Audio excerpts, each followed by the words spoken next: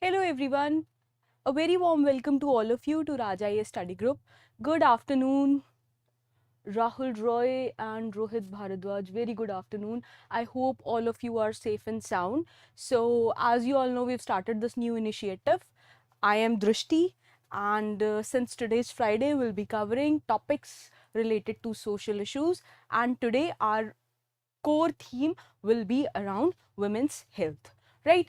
We are going to discuss a couple of very sensitive topics, and since you are going to be future bureaucrats, it is your prime responsibility to know about all of these so that you can help build a better life for people around you, right? So let's get started. First of all, let me tell you why women's topic is this important, right? So here are couple of questions which have come in past years in UPSC, and these questions have been repetitively there over the years. See, these are the questions. Discuss the role of women in India's freedom struggle. So all the questions you have to relate contemporary part with the history and whatever the core question is asked in the exam. So these are only a limited number of questions that I have mentioned here. Whenever the PDF will come out, I hope you get the PDF just after this session, so you can see the questions that are listed here, right? So these are the questions that have been there in the UPSC exams in past couple of years, but there are many more questions apart from these as well, right? So let's discuss the index for today. Again, be very serious about these topics. We are going to discuss basic topics related to women. Women comprises of a very important part of your essay paper, your governance paper and your ethics paper, right? So all over the world, anyhow, feminism is burning up. There are a lot of movements. Recently, Me Too was there in news. Some memes. Good afternoon, Bapandas. I hope you guys have joined timely. So here's the index. Our first topic is Bahini Scheme. Bahini Scheme is a very progressive scheme that has recently been launched by Sikkim government. It is basically for adolescent girls. So we'll discuss it holistically, what all sorts of aspects are being covered here.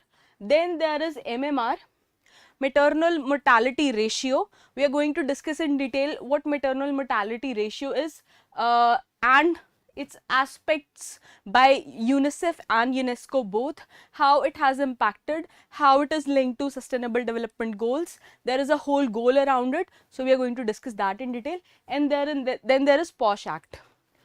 Posh Act, there has been an evolution of how this act came into place. So what defines sexual harassment under Posh Act, how it is impacting women today, how the judiciary works, what have been the implications, and how this act came into prevalence, and what the recent High Court guidelines have been regarding Posh Act. We are going to discuss that, right? So let's get started.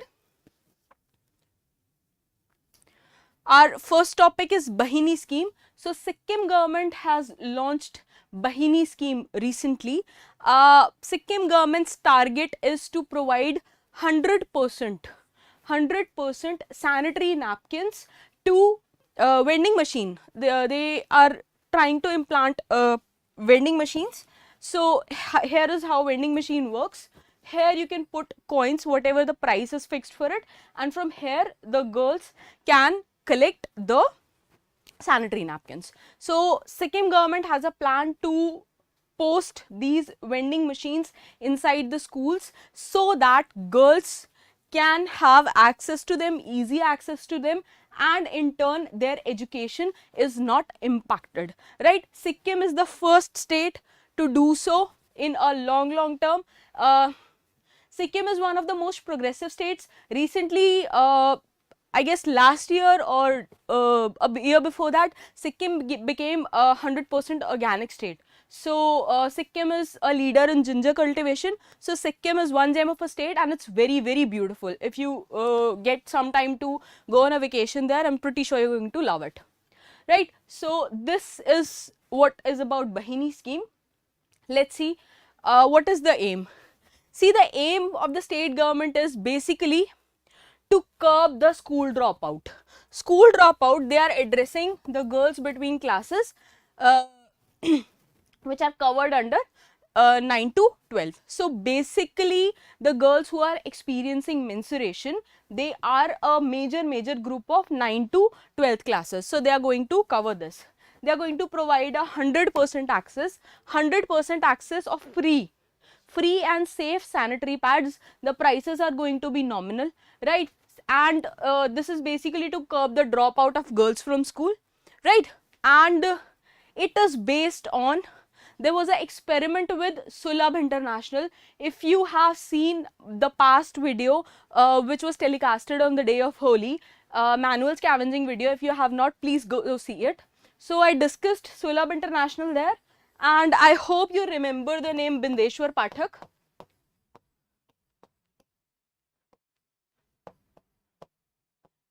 This guy has been phenomenally exemplary, working really hard in the field of sanitation, and not just manual scavenging, but in the field of this.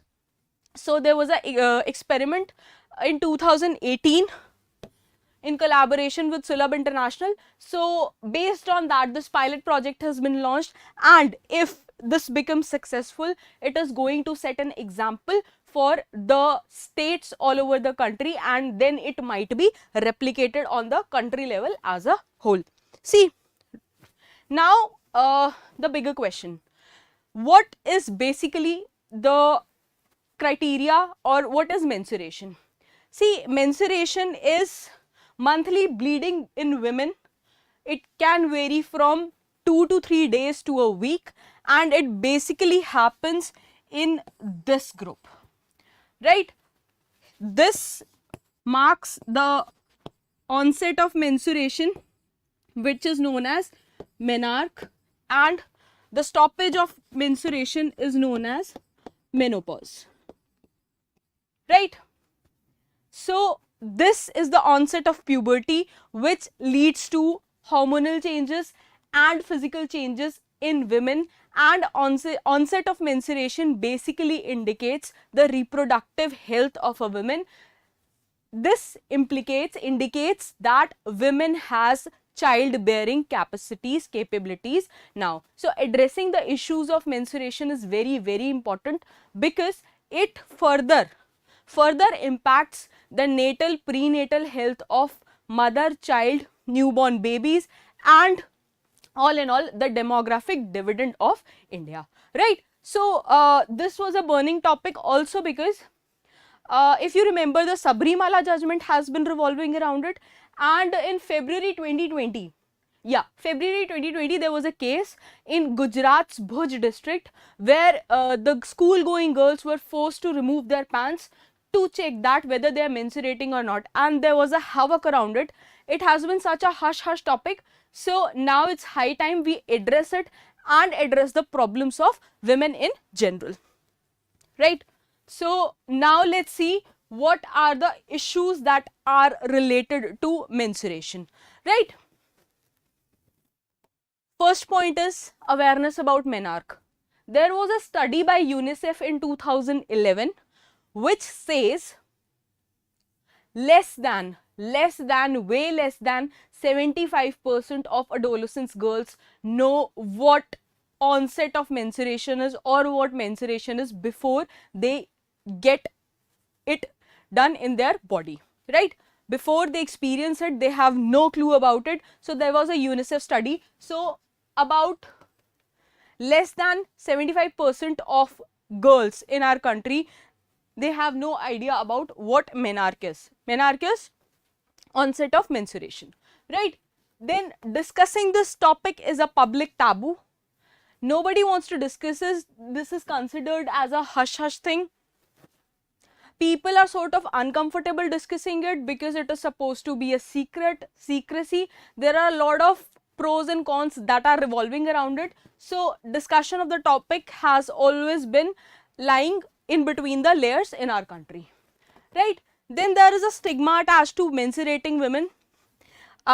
Women are not allowed to go to certain places while they are menstruating. There is a whole concept of pollution and purity that is surrounding around menstruation. So this is a major issue.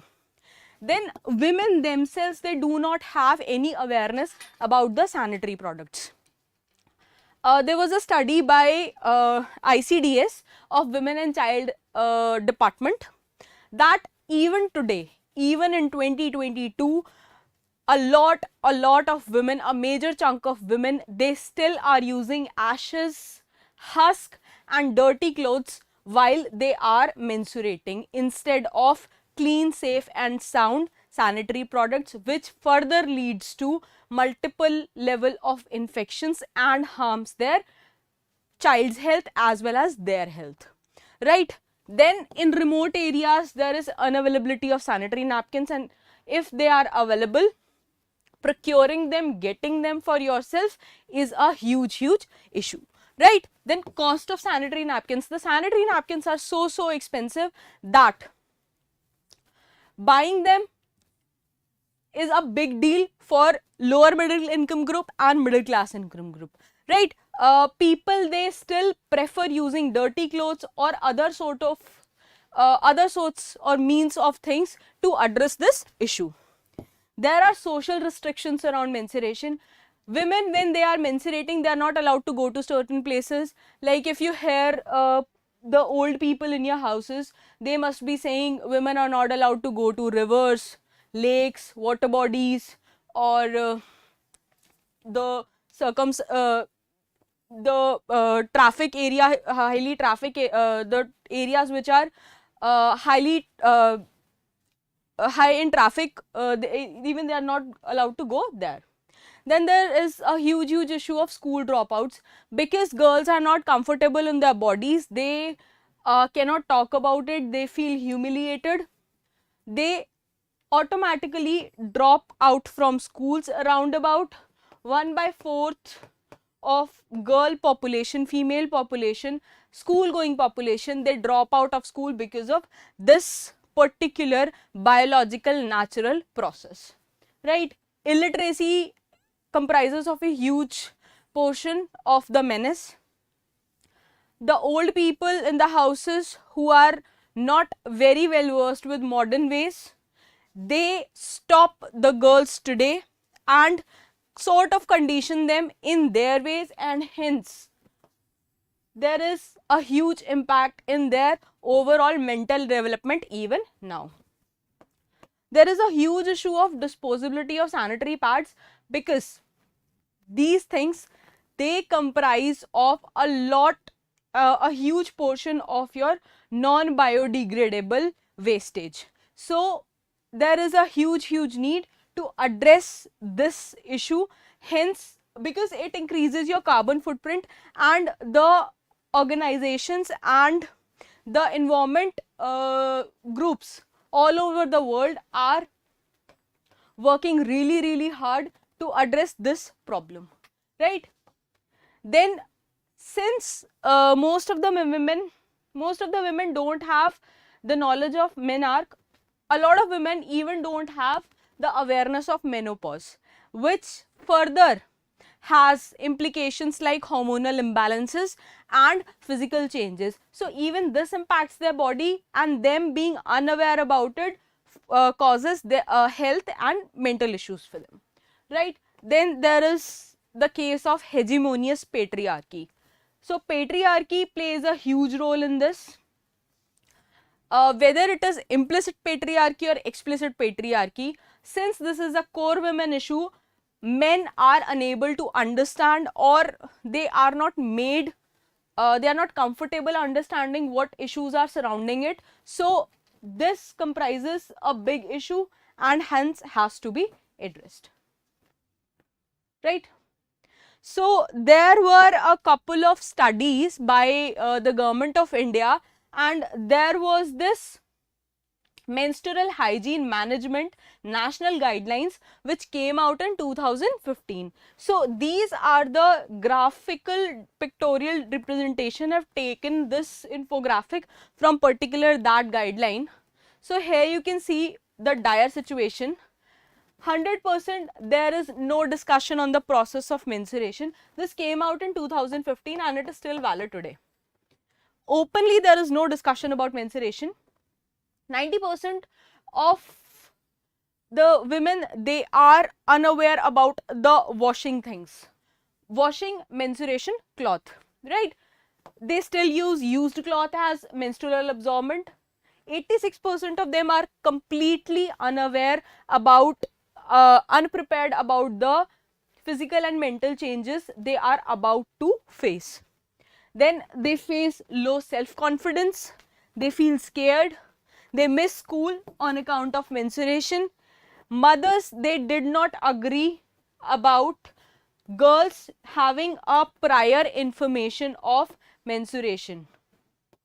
Girls, small girls, you have to understand, school going children, the children in the age group of 14 till they reach in their 12th standard, they are not grown-ups, they are not adults, they are still processing things.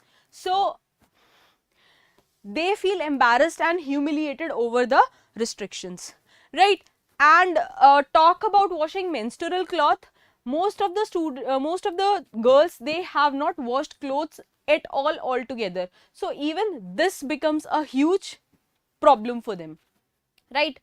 Around 6% of girls in our country still haven't heard about what sanitary napkins are. So these are the problems along with the percentage of women in our country which was shared in the guidelines. There was a framework planned. Framework, it is important that, see, data you can quote in your answers, also you can write it point wise. This was a framework, how it addresses what can be done and what impact it is going to have, right? So there has to be an access to knowledge and information, there has to be an access to menstrual absorbance, water sanitation and hygiene infrastructure has to be developed. For women to be comfortable, physical infrastructure has to be developed. Then there has to be access to safe disposal of menstrual absorbents. Not only we have to provide them sanitary napkins, but there has to be a safe provision for their disposal as well, right?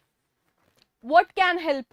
Supportive policies, guidelines and behaviors. We have to make men allies in our problems. We cannot keep on making enemies out of them, right? So until and unless half of our population is not in support of it, we cannot curb this issue.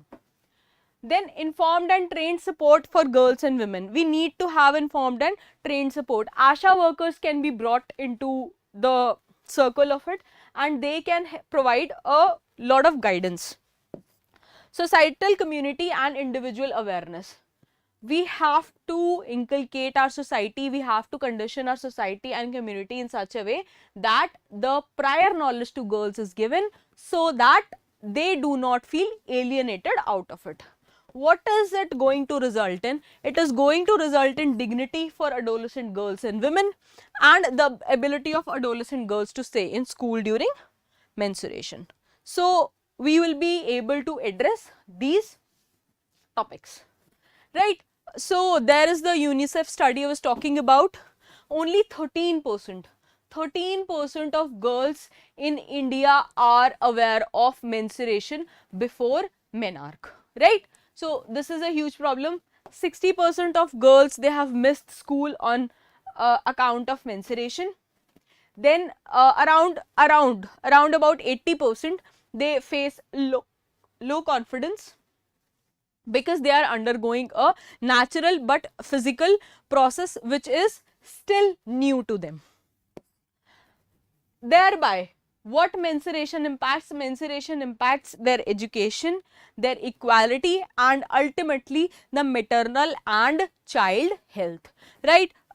World Menstruation Day is celebrated on 28th May every year, and it was declared by UNICEF. Right. Now, there are a couple of more datas and facts. I hope you have read National Family Health Survey. It is very important when it comes to quoting examples and direct data in your exams. So, National Family Health Survey says in 2015-16, only 48% of rural women were using menstrual products, right? And UNICEF says even with the higher coverage in urban areas, we still cannot be sure whether it is an accurate number or not, because the deeper coverage in slums and the grey areas in rural, in urban areas, that is still questionable, right? Now, here is an infographic by UNICEF and UNESCO, right? So, UNICEF says menstrual hygiene management as there should be awareness about it, information and dignity with women to use the products along with water hygiene, etc. Inclusion of disposal with privacy and dignity, right? Whereas UNESCO says there should be informed as well as comfortable professionals, referral access to health services, positive social norms, advocacy and policy about the basic health rights. See, if you see in the long term, it is a basic health right. So, we have to address this issue, right? These are the government initiatives that are related or somehow directly under the causal address of the Government of India. Right to Education Act, RTE, free and compulsory education. Then Menstrual Hygiene Scheme was launched by the Ministry of Health and Family Welfare. There was Sabla program.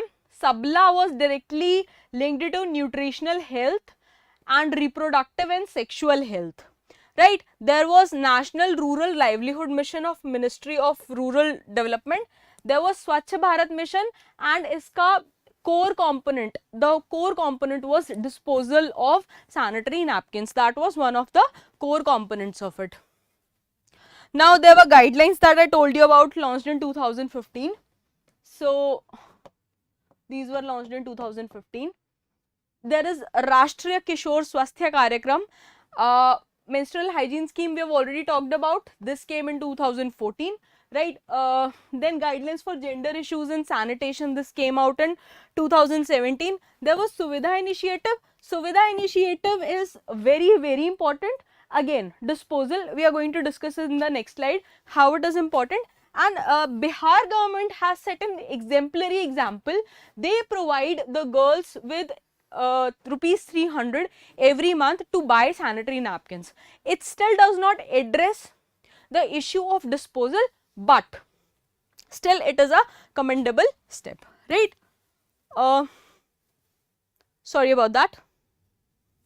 So, oh yes, there is one more component I forgot to mention it. It is Anemia Mukt Bharat. Anemia Mukt Bharat is a very important component because the whole issue revolves around blood loss. You lose blood from your body, and hence majority of women are anemic, and the targets that were set were of 2022. We are in 2022, hence this year is very important. So, as to how much targets we have received, right? So, this is Suvidha Initiative. Jan Aushadhi Kendras, they have provided with Suvidha Oxo biodegradable sanitary napkins.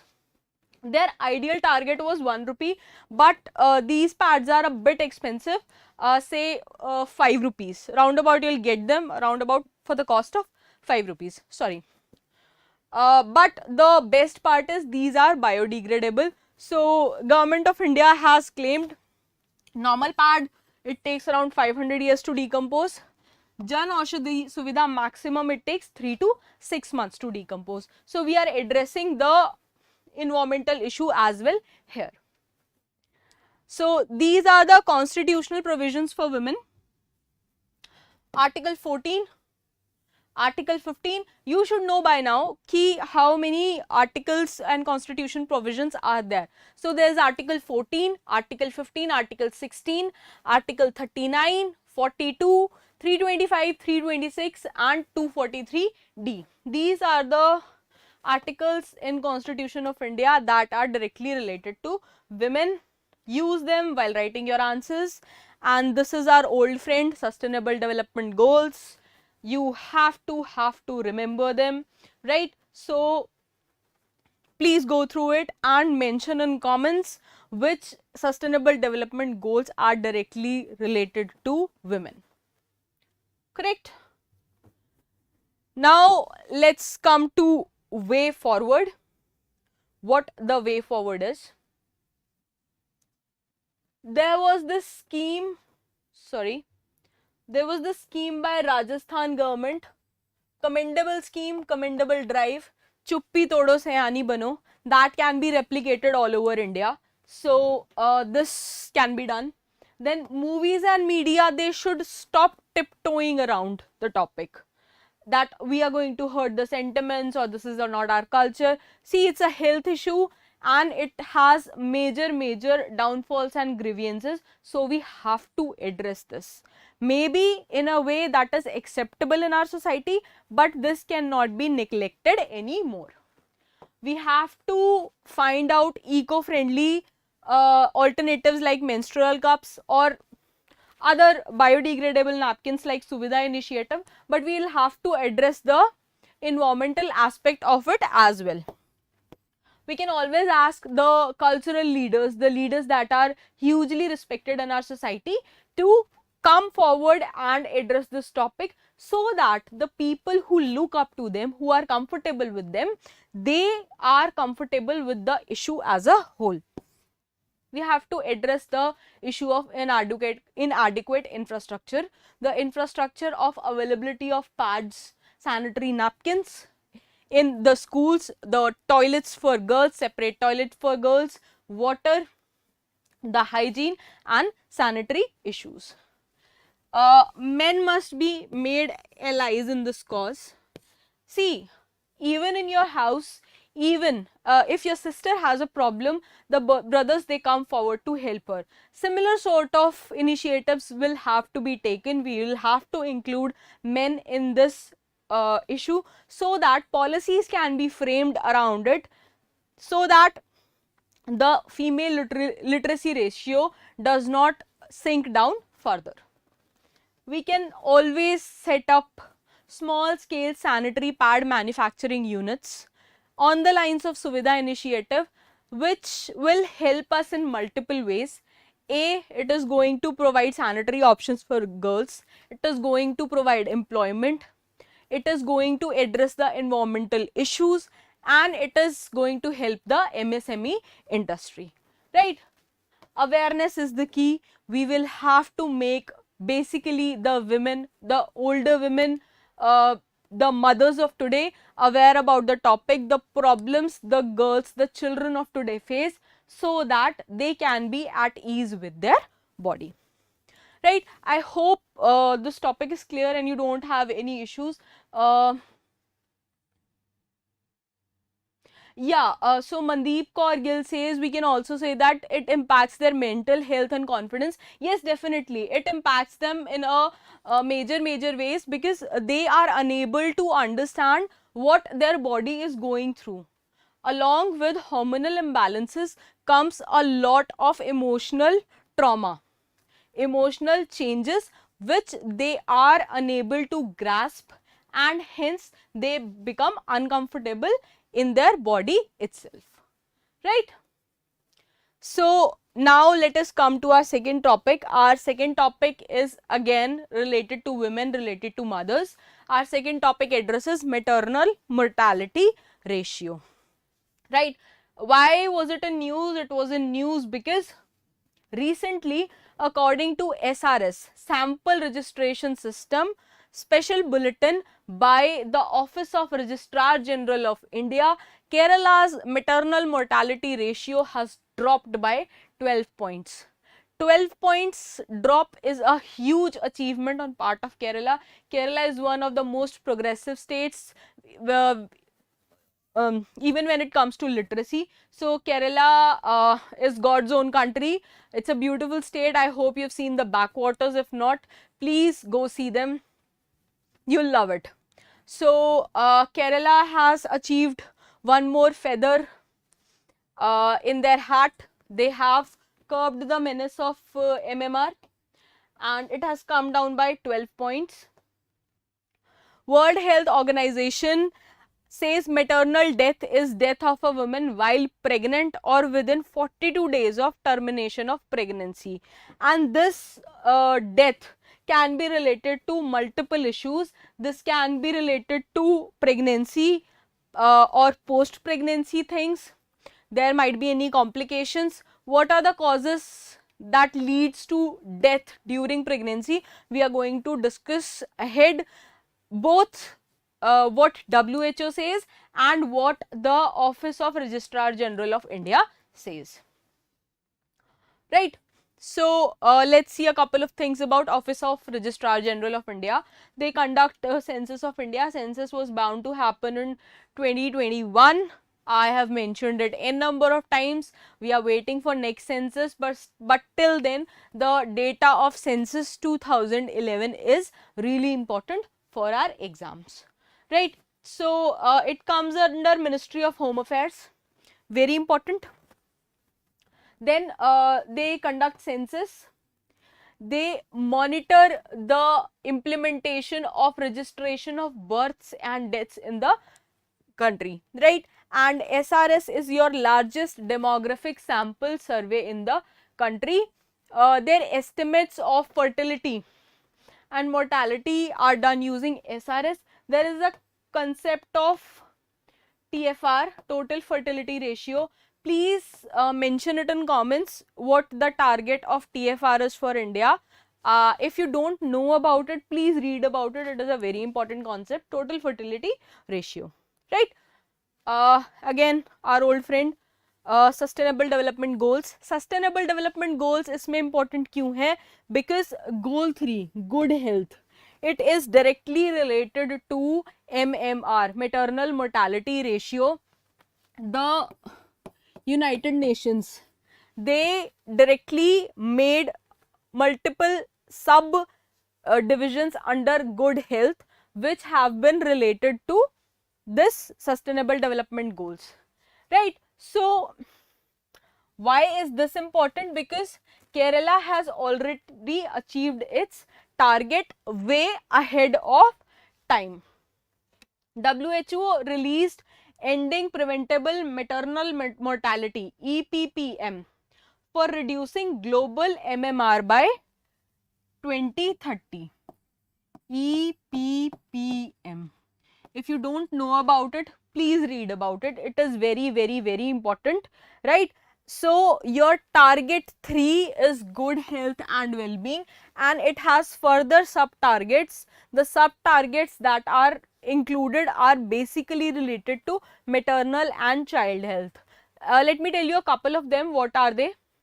They are reproductive health, maternal, newborn, child and adolescent health, communicable and non-communicable diseases, universal health coverage, access for all to safe, effective, quality and affordable medicines and vaccines, right?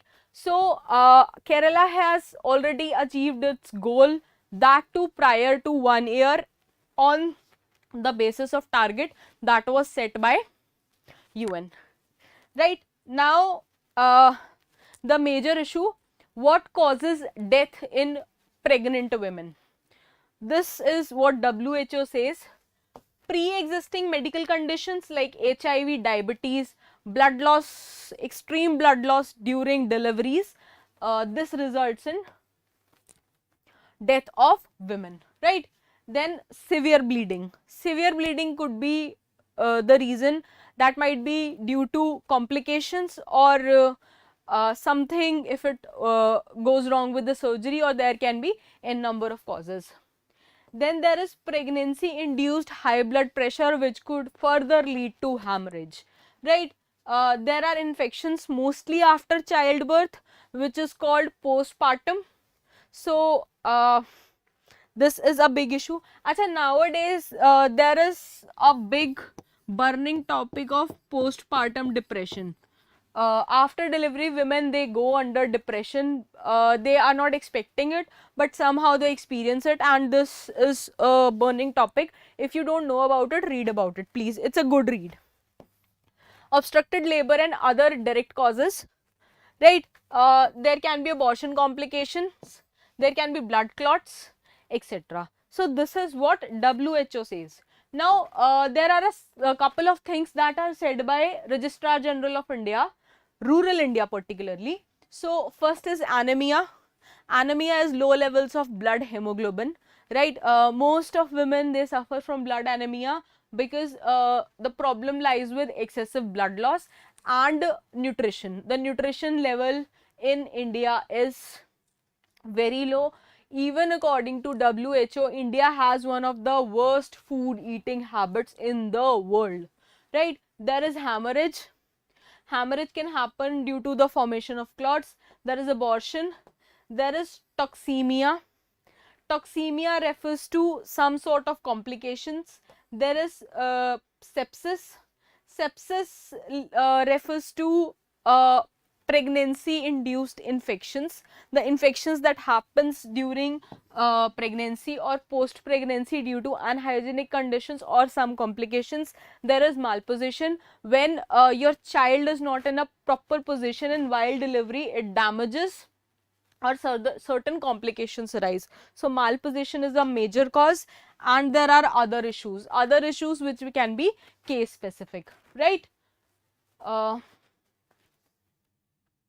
Hello everyone, good afternoon. Now we have come to state-wise analysis. So after this survey was out, there has been a state-wise analysis.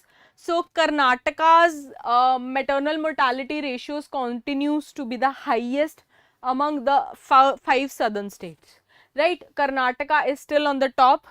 The number of states that have achieved sustainable development target has now risen from 5 to 7, right? The states are Kerala, Maharashtra, Telangana, Tamil Nadu, Andhra Pradesh, Jharkhand and Gujarat, right?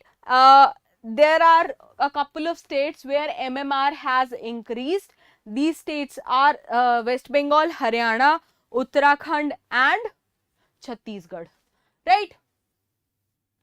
So there are a couple of Government of India initiatives that Government of India has taken to address the issue of maternal mortality ratio. The first one is Laksha Initiative. Laksha Initiative was particularly for labor room conditions. Whenever a woman goes for delivery, what are the conditions, whether she is comfortable, the hygiene. There is a whole list of guidelines there in Laksha Initiative. Then there is Poshan Abhiyan, which addresses the issue of nutrition. There is Janni Suraksha Yojana, where monetary help is provided for deliveries and post delivery. There is Pradhan Mantri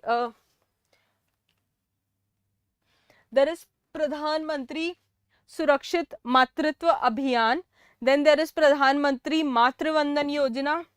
Then there is Suman Initiative, Surakshit Matritva Ashwasan Initiative. There has been Anmol app, and then there is Anemia Mukt Bharat. I have already told you about Anemia Mukt Bharat. So as I said, the target for Anemia Mukt Bharat is 2022, and it is very, very, very important. So in 2016, what the targets were and what the conditions were, and in 2022 what we have set. These are the comparisons for children of 6 to 59 months. The anemic conditions, the healthy children who were not suffering from anemia, they were 58%, and our 2022 target is 40%. For boys it was 29%, and now we have the target of 11%. Similarly, we have target for girls, women, pregnant women and lactating women, right? So you can quote them in your answers. Anemia Mukt Bharat has a couple of interventions that are to be followed. Basically, it focuses on nutrition level as a whole. Your first one is prophylactic iron and folic acid supplements. So we are going to provide them tablets so that they are not suffering from iron deficiency. We are going to provide them year round changed behavior so that they have solid mind and smart mind, solid body and smart mind. This is our tagline for Anemia Mukt Bharat. We are going to provide mandatory provision for supplements, fortified foods in public health programs, right? There is going to be a periodic deworming. Periodic deworming mein there was a particular tablet involved which was in news. There was a deworming drive as well a couple of years ago. So this was the tablet that was involved in deworming initiatives. So you must be knowing about this. There is going to be testing of anemia. There are going to be anemic kits, and we will have to address the non-nutritional causes and specially focus upon the endemic pockets with other communicable and non-communicable diseases like malaria and fluorosis, etc. Right? What is the way forward? जो अब तक हो गया, whatever the present condition, will have to deal with it, because this directly impacts the future demographic dividend of the country. We'll have to provide them nutritional support, right? Conditional cash transfer, which is already provided to them through various schemes.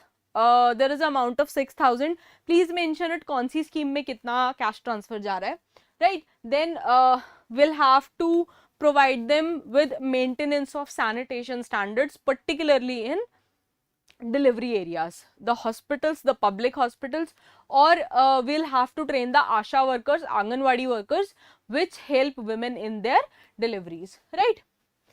We'll have to ensure natal and prenatal care, natal as in while during pregnancy and before they have delivered the baby. We'll have to provide easy access to healthcare facilities, and the core component is always awareness among women about their bodies and their male counterparts so that they can support them in all causes, right? We'll have to provide them a well-managed, accessible system. We'll have to provide e-training and capacity building. This is a core component of Digital Bharat mission as well, right? We'll have to recruit additional recruitment in the healthcare workforce, and the stigma and sensitization around pregnant women, that has to be evolved, right? I hope everyone is clear on maternal mortality ratio and the issues revolving around it. Okay.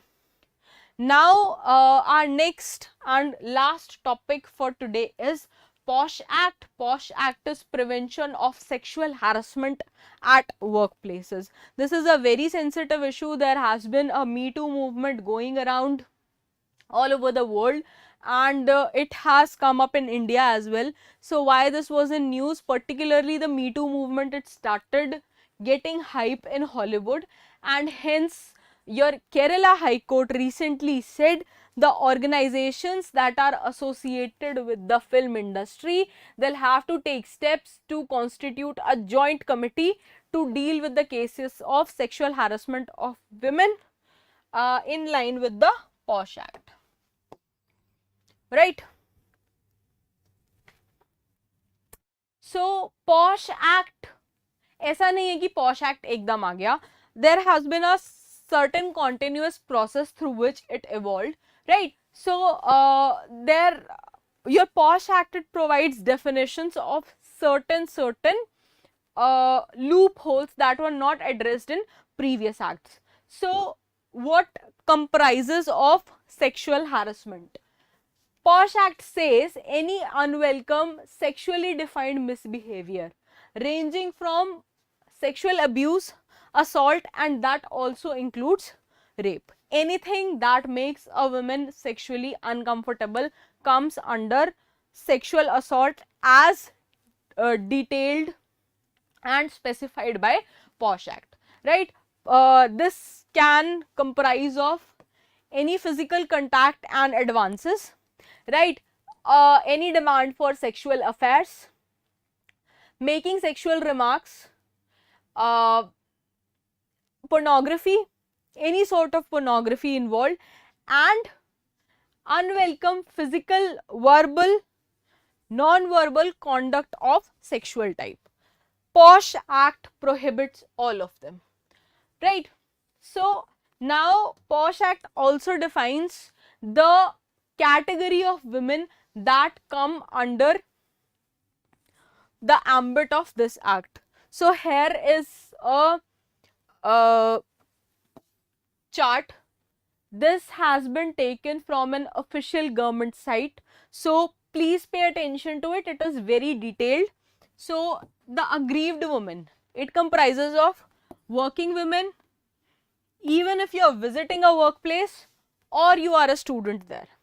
Now working women, even they are subdivided into further sections. The working women can be a domestic worker, it can be a regular, temporary or ad hoc worker, even a daily wage worker. She can be working for remuneration or voluntary basis. So even volunteers, they are included, right?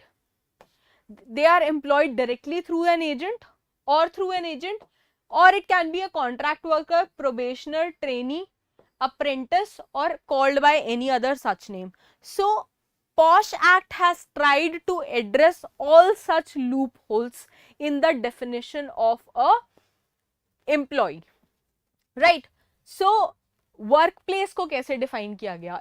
The act has also defined workplace. So your workplace is any place visited by employee arising out of during the course, जिसमें include है आपका transportation भी, that is provided by the employer for undertaking such journey, right? So the buses that are there, जो company से shuttle services go, right? There are company buses, even they are included under the workplace ambit, right?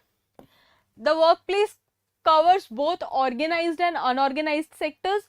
Unorganized sectors is defined by a workplace that has number of employees which is less than 10, right? So 10 number से जहाँ भी कम employee होंगे, that is known as unorganized sector, but it still comes under the purview of Posh Act, right? It also includes workplaces whether it is owned by Indian or foreign company.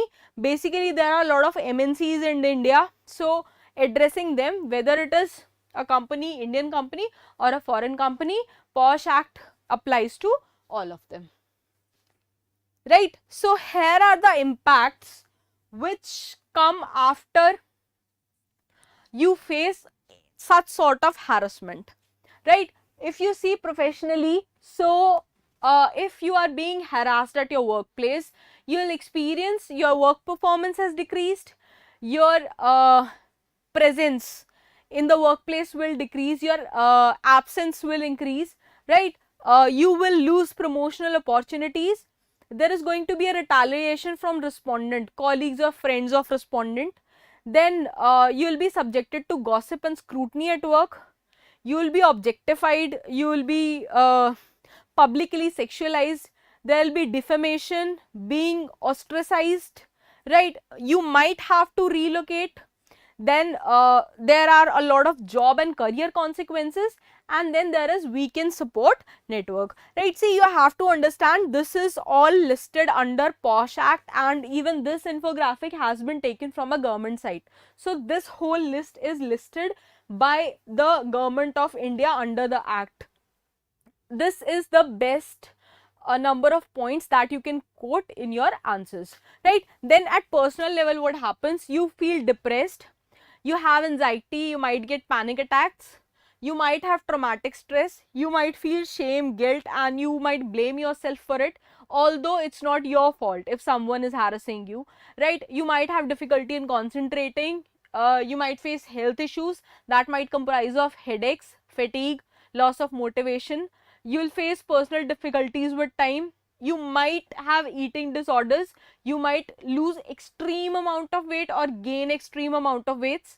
You might feel betrayed and violated. Then again, there can be a constant anger in you, or you might even get violent, right? You might feel powerless. There is going to be a loss of confidence and self-esteem. There is an overall loss of trust in people.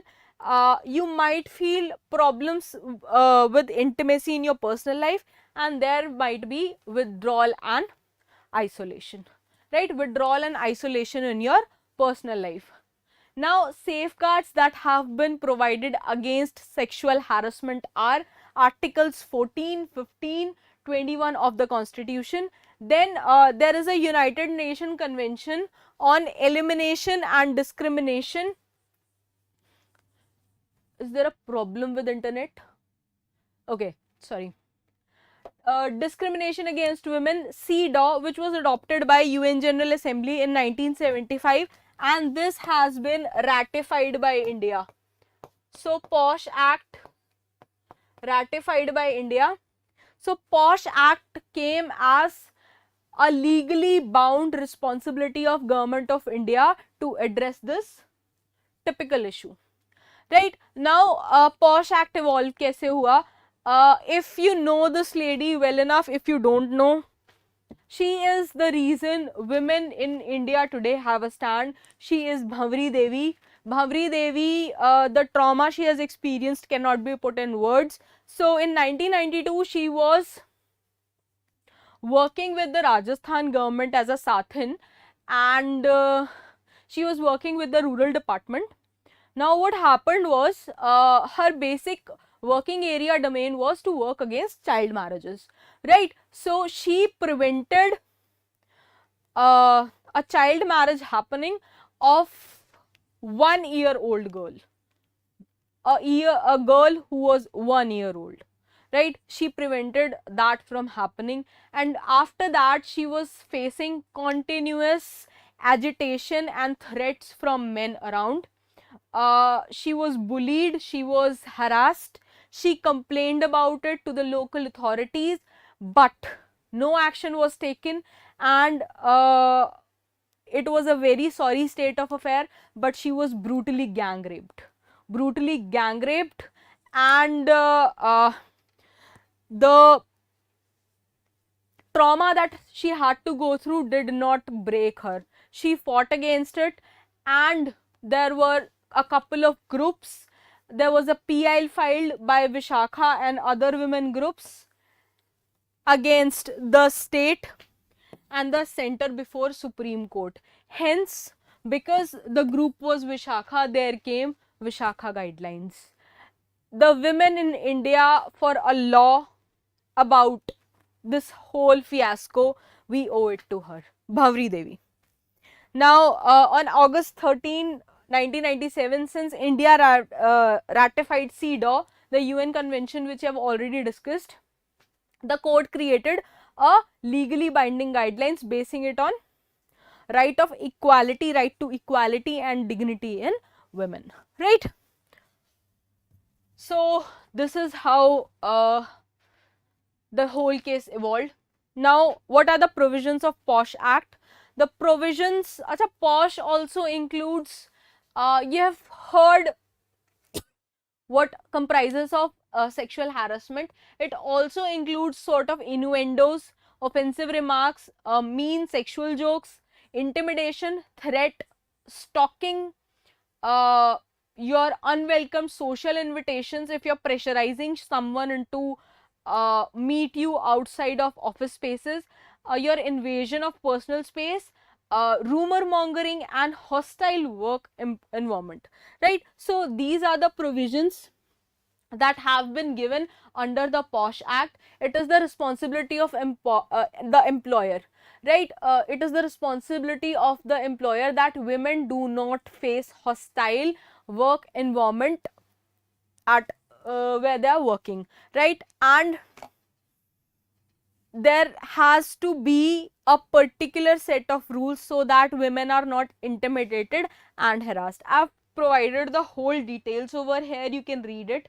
See, there has to be a redressal mechanism, there has to be a committee which is to be headed by women, right? And there has to be a arbitration party, that can be a third party or an NGO, which can also provide some sort of conciliation between the aggrieved party and the person who is causing the problem, the culprit, the alleged culprit, right? Just on the basis that that is not going to be a monetary settlement, right? The law also provides for the misuse of this law. It also provides a provision so that there are no false statements against innocent people, right? If you read it in detail, it is a very detailed law, everything has been specified in it.